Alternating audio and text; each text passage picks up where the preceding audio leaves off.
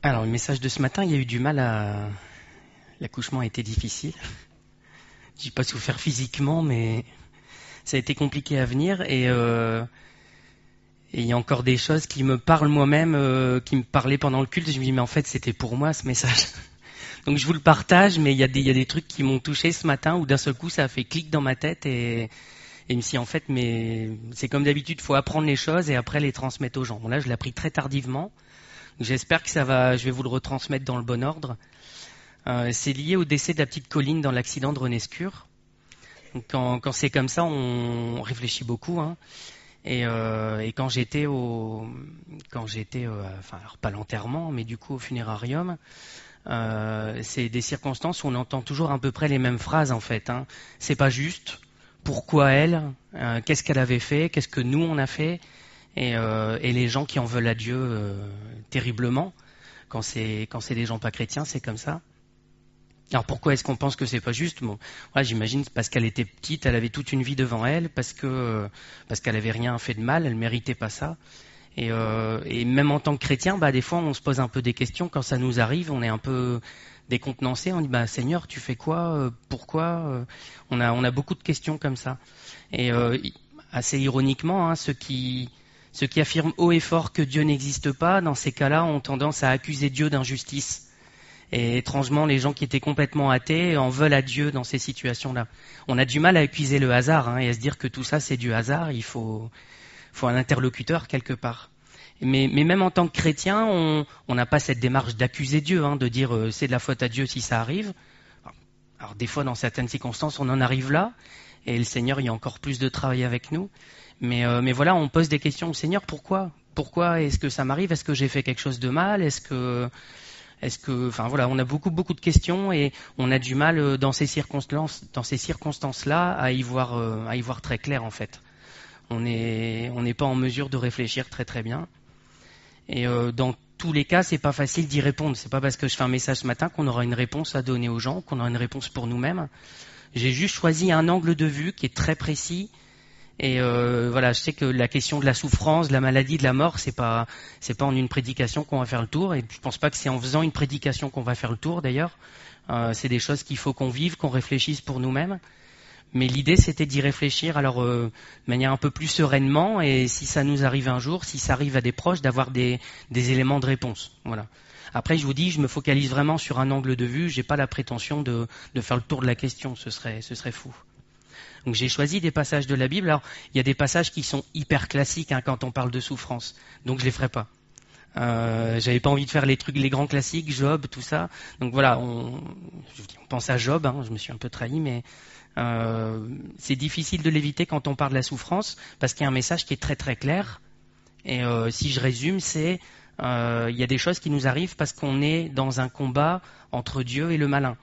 Et c'est pas parce que Job y avait fait quelque chose de mal, au contraire, on dit qu'il n'y a personne d'aussi juste que lui dans son époque, et pourtant il lui arrivait un tas de malheurs. Mais voilà, il y a un combat entre Dieu et le malin, on est du côté de Dieu, donc quelque part on prend des coups en même temps que lui. Et Dieu permet les choses, mais voilà, jusqu'à une certaine limite. Ça c'est la leçon de Job. Je vais résumer, je veux pas parler de Job aujourd'hui, donc je vais aller plus loin. Alors on pourrait dire aussi quand c'est pas juste, je suis chrétien, il m'arrive ça, et l'autre à côté, il est pas chrétien, il lui arrive pas tout ça finalement, hein. Quand on réfléchit, ça c'est une réflexion qu'il y a déjà dans la Bible, donc je vais pas vous la refaire. C'est le psaume 73. C'est Asaph qui dit, j'ai vu le méchant qui se portait bien, et puis ça ne va pas, il y a quelque chose qui va pas là-dedans. On va juste lire la fin du psaume parce que c'est sa conclusion. Donc Asaph dans le psaume 73. Au tout début, donc je vous remets juste le tout début parce que c'est sa réflexion et ça correspond à ce que je vous ai dit. Toutefois, mon pied allait fléchir au verset 2, mais pas été sur le point de glisser, car je portais envie aux insensés en voyant le bonheur des méchants. Rien ne les tourmente jusqu'à leur mort, et leur corps est chargé d'embonpoint. Ils n'ont aucune part aux souffrances humaines, sont point frappés comme le reste des hommes. Voilà, il fait la description des méchants qui sont bien en fait. Et il dit c'est pas juste, nous on essaie de faire plaisir à Dieu et puis finalement on est dans des situations qui sont pires que les méchants. Alors on pourrait regarder la situation dans le monde actuel. Hein, voilà, on peut dire les gens qui sont très très riches, c'est souvent des gens qui ont magouillé. Alors je fais des généralités, faut faire attention, mais voilà, il y a beaucoup de magouilles, beaucoup de gens qui bâtissent leur fortune sur le malheur des autres. Enfin, il y a un ensemble de choses. On dit bah c'est pas juste eux, ils réussissent quelque part. Et la conclusion d'Asaph, elle est à partir du verset 16, où il dit « Quand j'ai réfléchi là-dessus pour m'éclairer, la difficulté fut grande à mes yeux, jusqu'à ce que j'ai pénétré dans les sanctuaires de Dieu et que j'ai pris garde au sort final des méchants. Oui, tu les places sur des voies glissantes, tu les fais tomber et les mets en ruine. Et quoi? En un instant, les voilà détruits. Ils sont enlevés, exterminés par une fin soudaine. » Je pense que le mot important, j'ai pris garde au sort final des méchants. Je suis pas sûr que quand il parle sort final des méchants, c'est juste la mort des méchants, la mort physique quelque part. Il y a quelque chose à aller voir beaucoup plus loin pour nous, et c'est tout l'objet de ce dont on va parler ce matin. Mais je crois qu'il a mis le point là-dessus. Voilà, le sort final des méchants. Et il faut qu'on arrive à regarder plus loin que ce qui se passe de manière physique sur la terre. Alors c'est pareil, je ne vais pas m'étendre forcément sur ce psaume-là, mais je vous laisse, voilà, ça fait des éléments que vous pouvez aller lire et puis réfléchir là-dessus. Et on va attaquer un autre passage après. Alors une dernière chose qui est relativement aussi classique sur ce sujet-là, c'est la mort de Lazare. Donc vous savez que il y a des gens qui viennent voir Jésus, il est en train de prêcher avec ses disciples, et puis des gens qui viennent le voir et qui font, Lazare il est malade. Et puis Jésus il attend. Et puis finalement, Lazare meurt. Et donc, quand Jésus finalement se décide à aller voir la famille, on lui dit, il est mort. Et puis Marie, comme Marthe, lui disent, si tu avais été là, ça ne se serait pas passé. Si tu avais été là, il ne serait pas mort. Donc il y a un fond de reproche quelque part à Jésus, même si elles ont l'espoir, parce que, alors, je ne sais plus laquelle des deux dit, mais je sais qu'il ressuscitera. Je sais que tu peux faire quelque chose, en gros. Et donc il y a un espoir aussi, c'est pas juste Jésus, franchement, t'aurais mieux fait. Pas que je tape dessus, sinon ça va pas aller. Je sais que t'aurais dû venir, franchement, tu nous aimes ou tu nous aimes pas là? Ils lui ont pas dit ça comme ça. Il y avait un début d'espoir déjà, et on voit qu'après Jésus ressuscite Lazare. Mais ce qui est important, donc ça c'est dans Jean 11.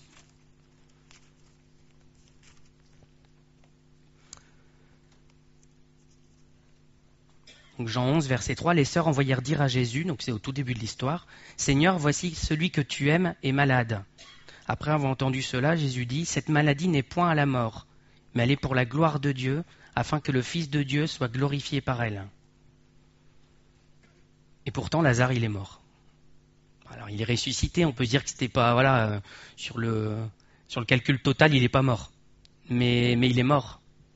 Mais je crois encore qu'une fois, il y avait quelque chose de plus, et il y a un élément de Jésus, voilà, il nous dit, elle est pour la gloire de Dieu. Et s'il dit, elle est point à la mort, c'est qu'il y a une raison derrière. Jésus, il s'est pas planté, en fait, il lui a pas dit, non, il va pas mourir, et puis, raté. Voilà. Il y avait quelque chose de plus qu'il voulait nous dire, et il y avait elle est pour la gloire de Dieu, afin que le Fils de Dieu soit glorifié par elle.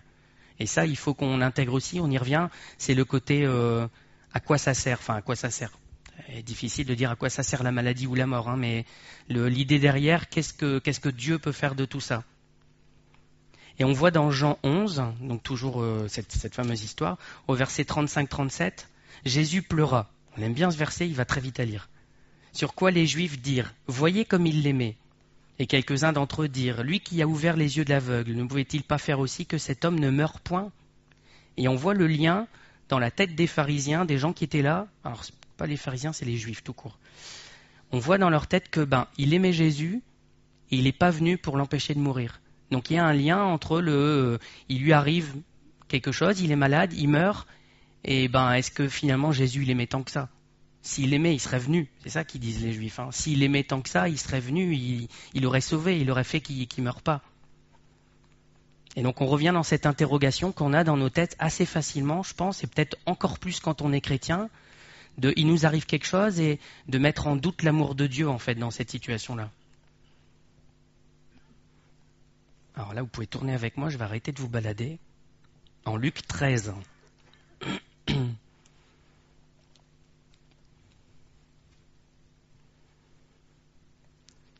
Donc Luc 13, les premiers versets. En ce même temps, Quelques personnes qui se trouvaient là racontaient à Jésus ce qui était arrivé à des Galiléens dont Pilate avait mêlé le sang avec celui de leur sacrifice. Il leur répondit, « Croyez-vous que ces Galiléens aient été de plus grands pécheurs que tous les autres Galiléens, parce qu'ils ont souffert de la sorte ? Non, je vous le dis. Mais si vous ne vous repentez, vous périrez tous également. Ou bien ces 18 personnes sur qui est tombée la tour de Siloé et qu'elle a tuées. Croyez-vous qu'elles aient été plus coupables que tous les autres habitants de Jérusalem ? Non, je vous le dis. Mais si vous ne vous repentez, vous périrez tous également. » Alors il est intéressant ce passage parce qu'il décrit deux situations en fait. Alors la première, les Galiléens. Alors il y a rien de très sûr à ce sujet-là. Il y en a qui font le lien entre ces Galiléens-là et Acte 5 qui dit, Acte 5, 37, qui dit « Après lui parut Judas le Galiléen, à l'époque du recensement, et il attira du monde à son parti.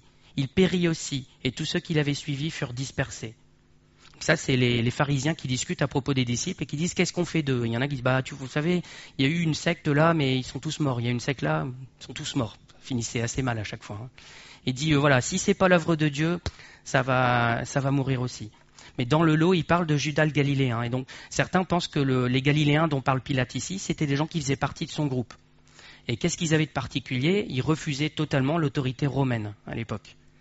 Ils avaient des règles à eux. Alors des règles, c'était une interprétation, on va dire, de l'Ancien Testament, où ils ne devaient pas reconnaître l'autorité autre que celle de Dieu, et ils ne devaient pas offrir de sacrifice pour autre chose que ce qui était prévu dans la loi. Ce qui les gênait, c'est que des gens allaient au temple offrir des sacrifices pour les Romains, pour le peuple et pour dire que pour le salut de l'empereur en fait et du peuple romain. On pourrait caricaturer, ramener ça dans notre époque et se dire il faut pas prier pour les autorités. C'est un peu ça leur délire en fait. Et pourtant nous on sait qu'il faut prier pour tout ce qui est autour de nous et pour le salut de ceux qui nous gouvernent. C'est écrit d'ailleurs dans le Nouveau Testament. Voilà. Les Judas, il avait fait sédition et il se battait contre Rome. Parce qu'ils ne reconnaissaient pas l'autorité, et ceux qui pouvaient avoir un début de soutien à l'autorité romaine, voilà, ils les combattaient. Et donc ces gens-là faisaient peut-être partie de ce groupe-là, et à un moment donné, Pilate a dit stop et les a fait massacrer. Et donc quand on dit, voilà, et Pilate avait mêlé le sang avec celui de leur sacrifice, c'est pareil, c'est un peu obscur pour nous, mais c'est pas impossible qu'il les ait attrapés au moment où ils faisaient leur cérémonie, leur sacrifice, et qu'il les ait tués, et ça a été un massacre. Hein. Et donc, dans la tête des gens, qu'est-ce qui se passe ? S'ils sont morts, c'est bien parce qu'ils étaient méchants quand même. Ils étaient plus méchants que les autres. Ils étaient pécheurs, ces gens-là. Donc, vous voyez qu'on retrouve le lien entre ce qui leur est arrivé et ce qu'ils ont fait, quelque part.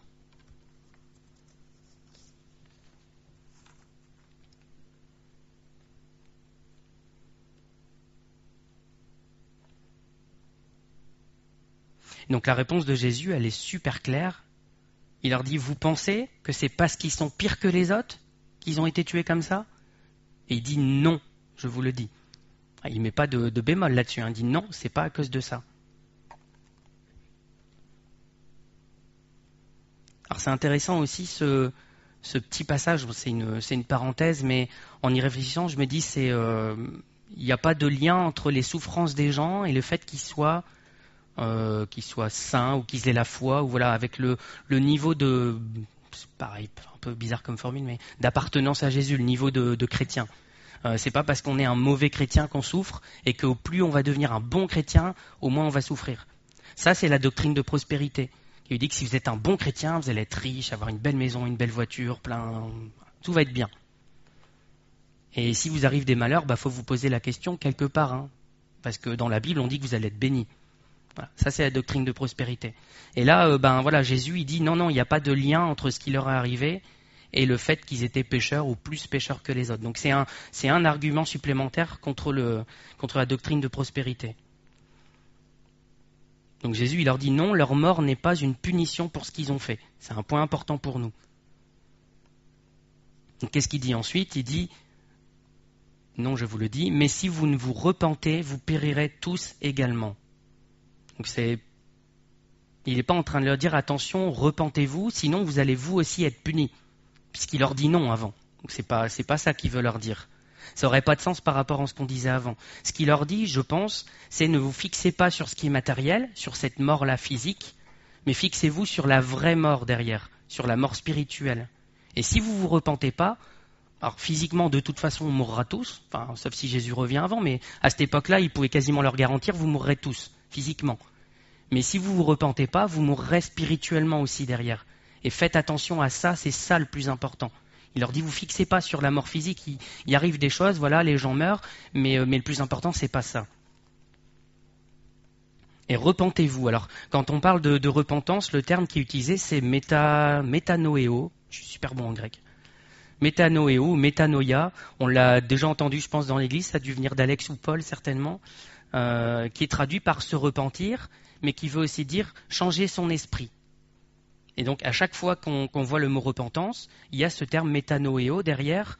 Donc, quand on lit dans Matthieu, en ce temps-là, parut Jean-Baptiste prêchant dans le désert, il disait « Repentez-vous, car le royaume des cieux est proche ». C'est ce mot-là. Jésus commençait à prêcher et à dire « Repentez-vous, car le royaume des cieux est proche ».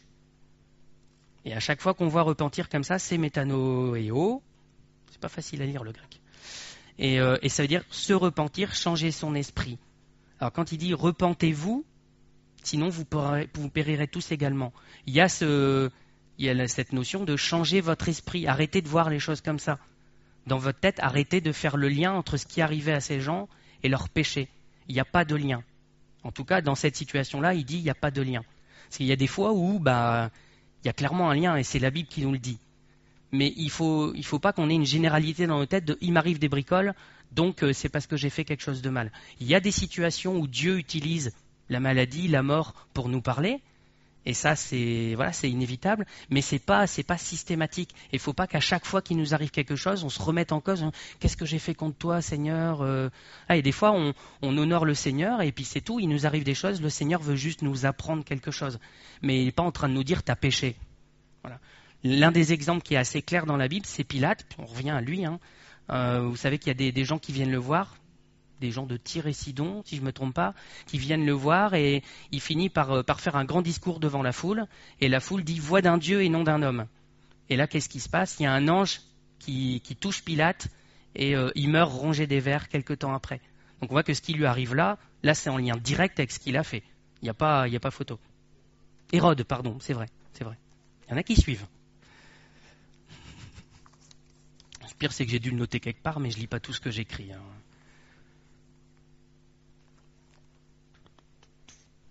Je ne l'ai pas écrit, donc je ne peux pas le lire. En tout cas, voilà, dans le cas d'Hérode, il y a un lien direct entre ce qui lui arrive et ce qu'il a fait. Mais Jésus nous dit ici, les Galiléens, c'est pas ça. Et je pense qu'il nous dit, cherchez pas un lien systématique avec ça.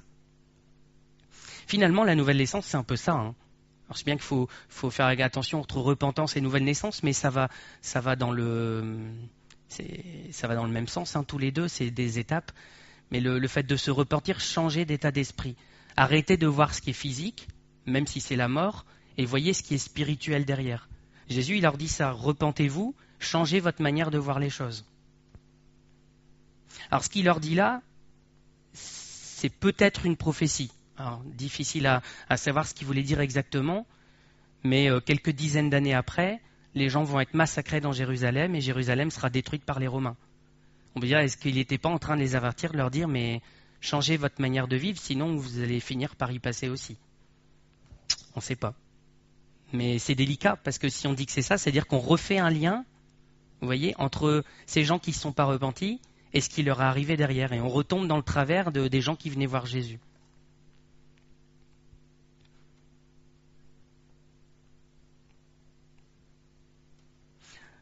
J'ai rapproché ça aussi en y réfléchissant à la Genèse. C'est un passage qu'on lit souvent.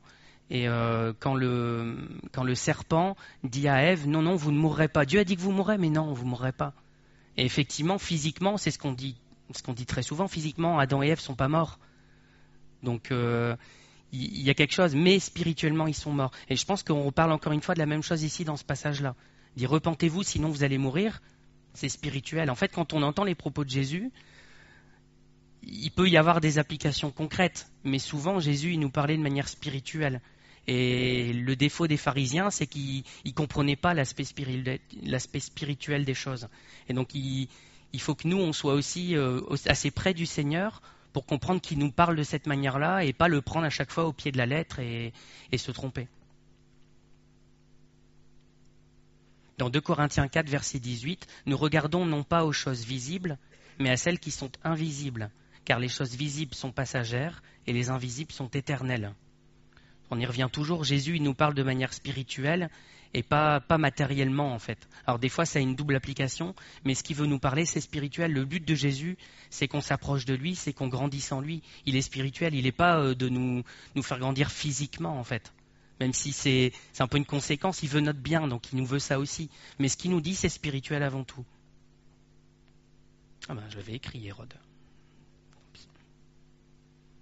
Dans Ézéchiel 18, 23, « Ce que je désire, est-ce que le méchant meure, dit le Seigneur l'Éternel ? N'est-ce pas qu'il change de conduite et qu'il vive ?» C'est là où on commence à voir l'amour de Dieu, en fait.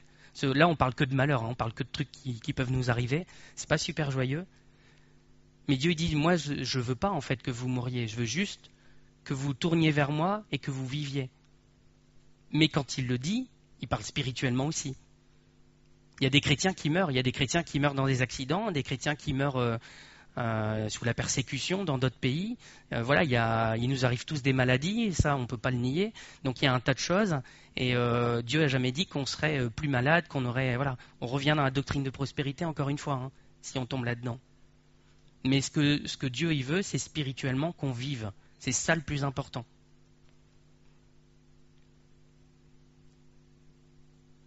Pourquoi on a ce raisonnement-là de dire, s'il nous arrive ça, c'est qu'on a fait quelque chose de mal. C'est lié au c'est pas juste qu'on entend quand il se passe quelque chose comme ça. Hein.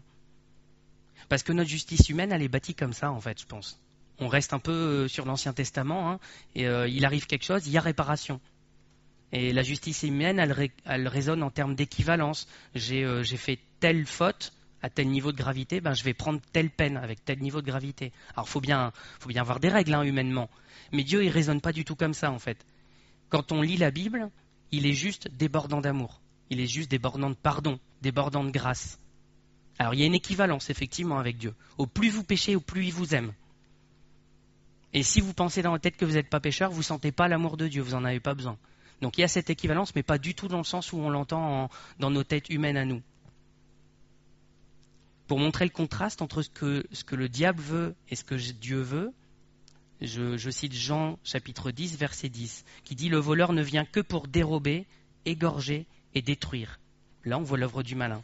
« Moi, je suis venu afin que les brebis aient la vie et qu'elles soient dans l'abondance. » Là aussi, on touche l'amour de Dieu. Même dans ce qui se passe pour nous, on peut reconnaître la main du malin qui essaye aussi de nous faire mourir spirituellement et la main de Dieu qui veut à tout prix nous faire vivre spirituellement.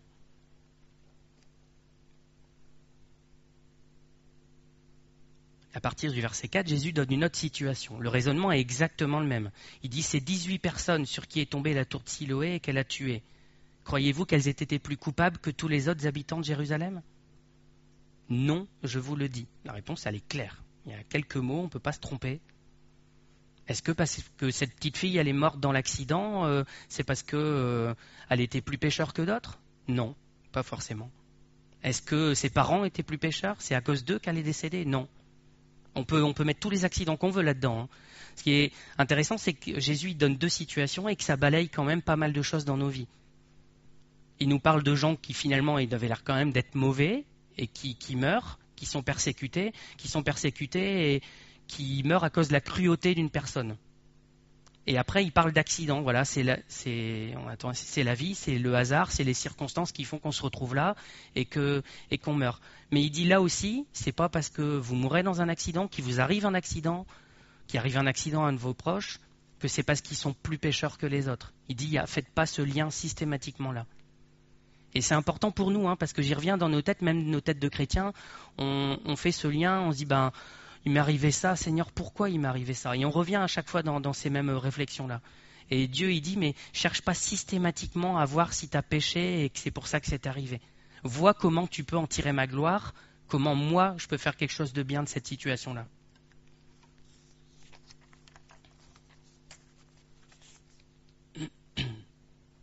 Donc la cause de mort est différente. D'un côté, c'est la cruauté des hommes, qui le méritaient peut-être, ça on n'en sait rien. De l'autre côté, la tour de Siloé, c'est juste un accident, la cruauté du sort en fait. C'est juste un accident. Mais la réponse de Jésus est exactement la même. cette mort-là, cette mort par accident, ce n'est pas un jugement de Dieu. Alors ça ne veut pas dire que ça ne l'est jamais. Il y a des fois où Dieu utilise ces choses-là aussi, puisqu'il est maître de tout, il peut utiliser un accident, mais il ne faut pas chercher un lien systématique. Si on devait prendre pour nos fautes, on serait tous morts, et puis voilà.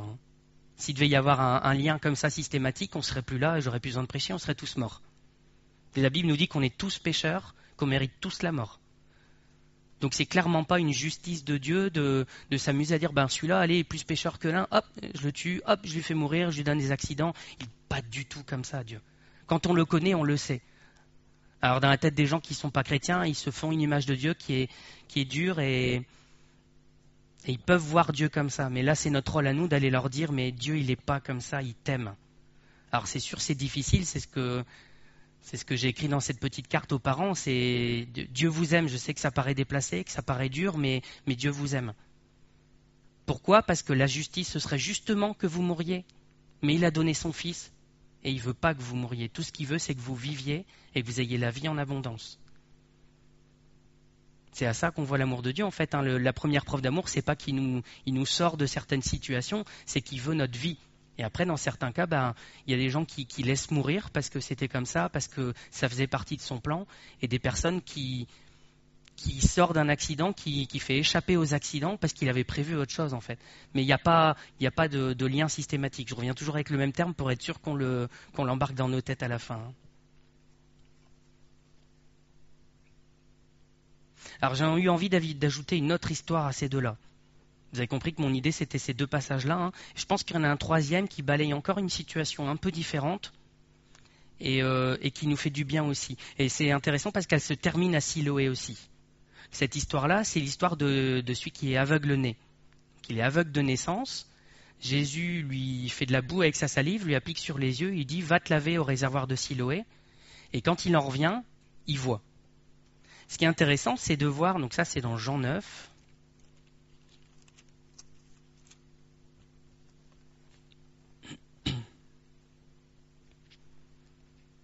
c'est la réaction des disciples au début, en fait, qui correspond exactement à ce qu'on a vu dans Luc. Jésus vit en passant un homme aveugle de naissance. Ses disciples lui posèrent cette question. « Rabbi, qui a péché, cet homme ou ses parents pour qu'il soit né aveugle ?» Qu'il soit né aveugle, il n'y a pas de T. Jésus répondit, ce n'est pas lui que lui ou ses parents aient péché, mais c'est afin que les œuvres de Dieu soient manifestées en lui. Vous voyez, encore dans la tête des disciples, pourtant ils commençaient à côtoyer Jésus, mais c'est un peu comme nous, on côtoie Jésus, mais des fois on fait quand même le lien. Pourquoi il m'arrive ça ? Pourquoi je suis malade ? Pourquoi ci ? Pourquoi ça ? Et les disciples ils disent, mais alors il est malade, mais c'est lui ou c'est ses parents ? Alors, ça pouvait paraître discussion un peu réfléchie, mais Jésus, il les écarte direct. Il dit, ce n'est pas que lui ou ses parents aient péché. Là aussi, sa réponse, elle est très très claire. Il n'y a pas d'ambiguïté. Et on revient finalement sur la même réponse de Jésus que ce qu'on a lu tout à l'heure. Mais c'est afin que les œuvres de Dieu soient manifestées en lui. Et donc on y revient à Dieu qui nous dit un peu, cherche pas une raison, un péché qui serait la cause de ton malheur, que ça soit la mort, que ça soit un accident, la cruauté des hommes ou même une maladie. Cherche comment ça va me glorifier en fait cette situation-là. Et quand on est dans cette situation, alors c'est difficile parce qu'on cogite, en fonction de la gravité des situations, on réfléchit, on a du mal, mais c'est pour ça que c'est intéressant de le voir avant que ça nous arrive, du mieux possible, et de se dire après quand on sera dans cette situation-là, Seigneur, comment tu veux que je te glorifie au travers de ça ? Comment tu vas te glorifier ? Alors des fois, on n'a pas la réponse tout de suite. Et il faut un certain temps avant de comprendre. Mais notre raisonnement, ça devrait être celui-là. Regardez aussi la réaction des pharisiens en Jean 9, donc toujours le même chapitre. Donc, pourquoi cet homme discute avec les pharisiens ? Parce que les pharisiens, donc le miracle est connu, les pharisiens cherchent à savoir un peu, est-ce qu'il était vraiment aveugle ? Est-ce que c'est un vrai miracle de Jésus ? Donc ils commencent à fouiller comme ça, à faire leur petite enquête. Les parents, ils veulent pas répondre, ils ont peur. Et quand ils se retrouvent avec ce monsieur devant eux, ils disent alors est-ce que c'est un vrai miracle ? Puis le monsieur leur dit mais oui, il y va pas de main morte. Il leur dit vous connaissez des gens qui ont péché et qui font des miracles comme ça ? Moi je sais que je voyais pas et maintenant que je vois. Voilà, c'est très clair. Et les pharisiens lui disent au verset 34, 4, ils savent plus quoi répondre. Ils lui répondirent, tu es né tout entier dans le péché, tu nous enseignes, et ils le chassèrent. Ils avaient aussi ce raisonnement-là. Pourquoi tu étais aveugle? Parce que tu étais pécheur, c'est tout, c'est pour ça que ça t'est arrivé.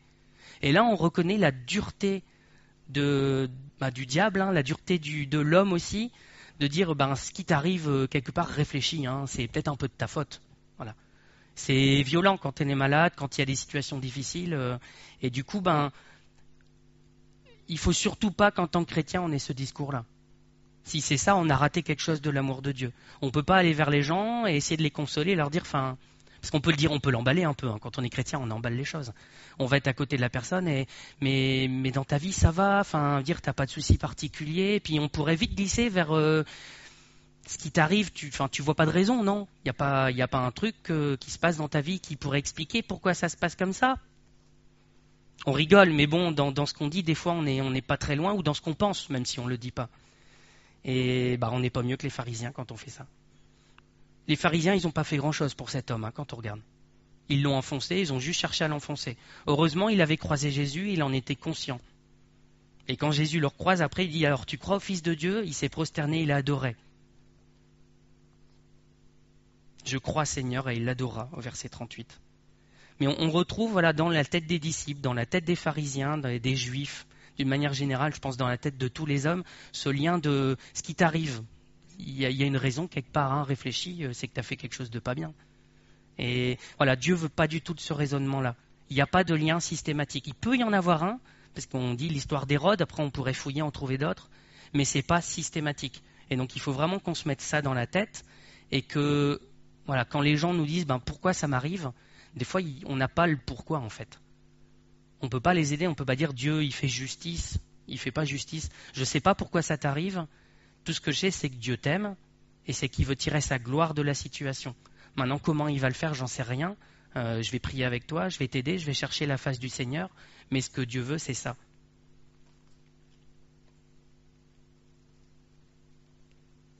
La réponse de Jésus, elle ressemble à ce qu'on avait dans l'histoire de Lazare, quand Lazare était malade, et que Jésus dit ça va pas aller à la mort, c'est juste pour me glorifier. Et donc là, ce qu'il répond aux disciples, c'est afin que les œuvres de Dieu soient manifestées en lui. Donc on y revient à chaque fois à cette phrase-là.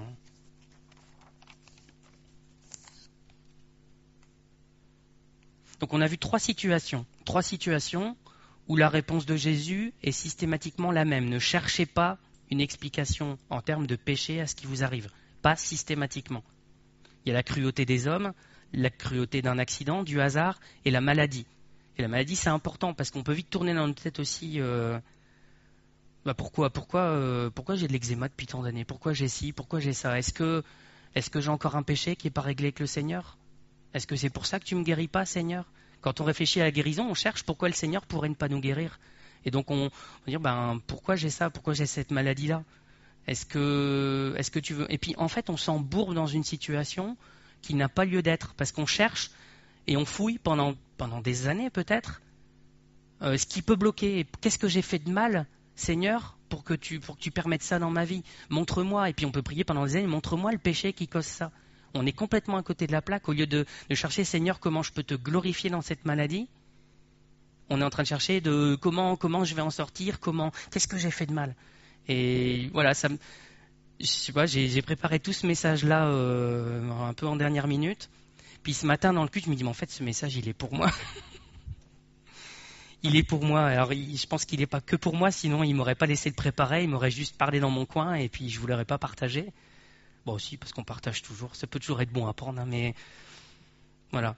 Mais il y a vraiment quelque chose pour nous. Le plus important, et je résume un peu les idées qu'on a vues, c'est de ne pas chercher.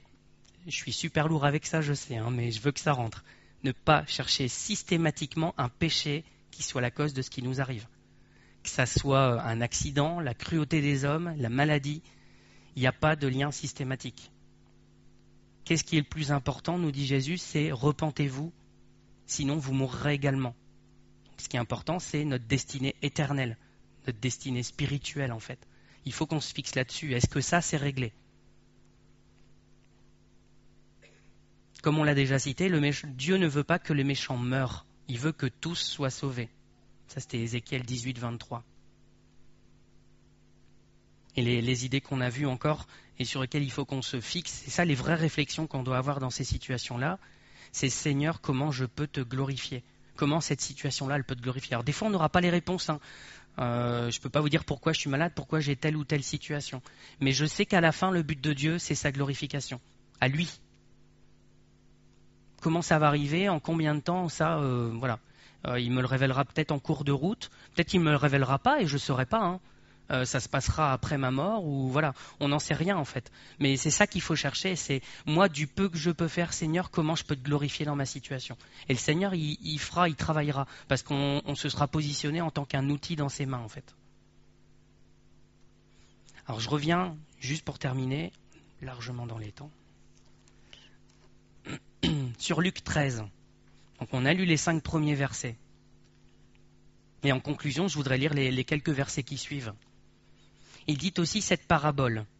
Un homme avait un figuier planté dans sa vigne. Il vint pour y chercher du fruit, et il n'en trouva point. Alors il dit au vigneron, voilà 3 ans que je viens chercher du fruit à ce figuier, et je n'en trouve point. Coupe-le. Pourquoi occupe-t-il la terre inutilement?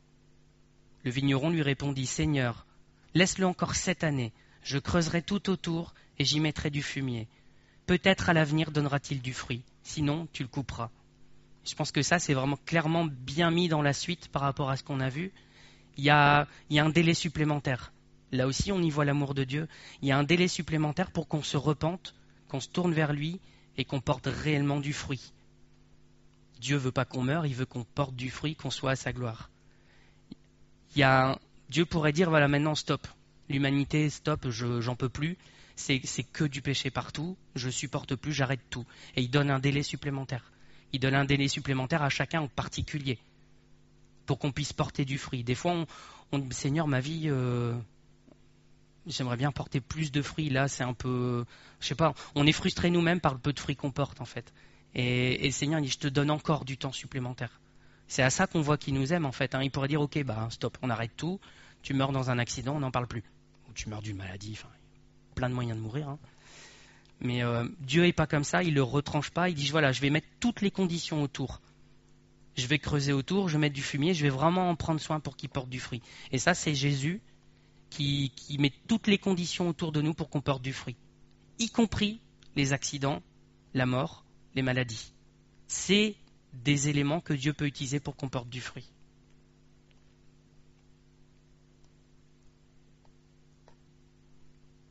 Voilà, je vais m'arrêter là. C'était mes 3 idées, c'était ça, pour tourner autour des accidents, des maladies, de la mort, même par la cruauté des hommes.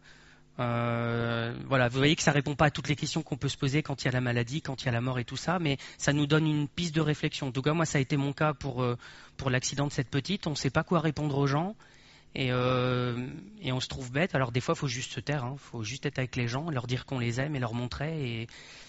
Et voilà, c'était pas forcément le moment de parler. Mais il y a des fois où il faut parler et on se retrouve sec, en fait, on n'a pas réfléchi avant à la situation. Et on se retrouve vraiment complètement bête dans certaines situations. Alors, notre travail en tant que chrétien, c'est de chercher les réponses du Seigneur. C'est un peu ce que font les jeunes avec Manu, hein. Ils épluchent un tas de questions importantes et le jour où les situations se posent, ils savent comment y répondre, ils ont des éléments derrière. Donc ça, c'est notre vie de chrétien, de grandir, d'apprendre avec les situations qu'on peut croiser. Voilà, je vais prier.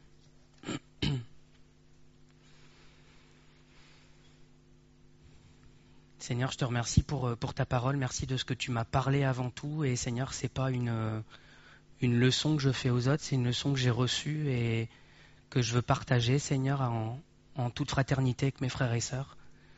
Seigneur, merci de ce que tu nous donnes des éléments de réponse à chacun. Tu nous donnes de les partager les uns aux autres et de nous encourager les uns les autres. Merci, Seigneur, parce que tu veux qu'on se repente, qu'on change d'esprit, qu'on change de manière de voir les choses. Et Seigneur, ce mot métanoéo, aide-nous à voir les choses spirituellement, Seigneur, à ne pas voir les choses comme les pharisiens de l'époque, même comme les juifs de l'époque ou les disciples, mais à le voir comme toi tu les vois, Seigneur, spirituellement. Montre-nous comment te glorifier dans nos situations, comment t'élever dans nos situations, Seigneur. C'est ce que nous voulons en tant que chrétiens, être des lumières pour le monde et les attirer à toi.